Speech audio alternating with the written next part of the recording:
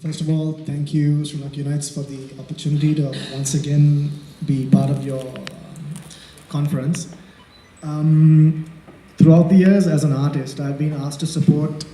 I've been approached by many non-profit organizations, and I've done, the work I can do, the work I can spare time for. Sri Lanka Unites and their cause, for some reason, struck a very strong chord with me.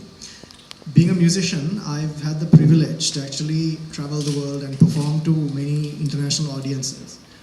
Over the last couple of years, one thing I noticed was when we go on tour to certain countries, be it America, Europe, Australia, the moment anyone from that country asks us where I'm from, where me and the band are from, and we say Sri Lanka, the kind of words they associate with Sri Lanka are pretty disturbing.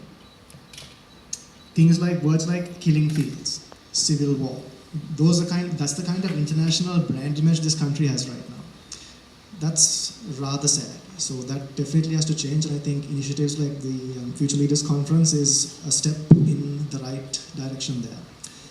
Having been on tour, there was one small incident I remember that happened last year that I'd like to talk about, because I think it's kind of relevant to this whole occasion. My friend Randhir Jayakadu, who's also a musician, he has a small daughter who's about, I think, 4 to 5 years old. We were once on tour in Italy, and we were hosted to dinner at this Italian family's house. Now, they also had a small daughter who was about 5 years old. Now, she was Italian. These two kids, they got to know each other, and they became friends instantly. And in the space of like 10 to 15 minutes, my God, they're playing, they're laughing, they're running around, causing pure havoc. Watching this, me and Santosh got to talking, it's quite funny because Bharatiya's daughter doesn't speak Italian. That Italian girl definitely doesn't speak Sinhalese. They don't have a language to communicate with. But for some reason, they get along. That's when it occurred to me, things like culture, prejudice, these are things that we're born with. These are things that we learn along the way, that people teach us. If you think about it, we're all born with a very equal mind, and if these two 5-year-olds can get along without having anything in common, I don't see why a bunch of ethnic groups in this country can't make something happen. Maybe we need to just drop everything and go back to thinking like toddlers, if that's what it takes. So basically, having seen that, and having grown up in this country, I grew up in an age where basically the war was at its peak.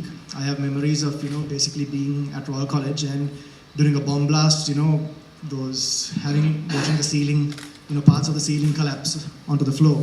Basically having the school closed down for ages, and for like months on end, and me and my friends having to go and join these tuition classes to basically go to school because of bomb threats and things like that. So it's unfortunate, because I think a certain generation here who have grown up during that time, this is what they will basically remember as their childhood. That's not something I think future generations should have to suffer with. So once again, that's precisely why I support this initiative, and I think it's brilliant. So yeah, for till however long it takes, I think I will be a part of this, and yeah, that's basically it. Being a musician, you would think I could talk for ages, but public speaking is actually not my strong point. It's mostly singing, so I'll leave the public speaking to the professionals here. Thank you for your time.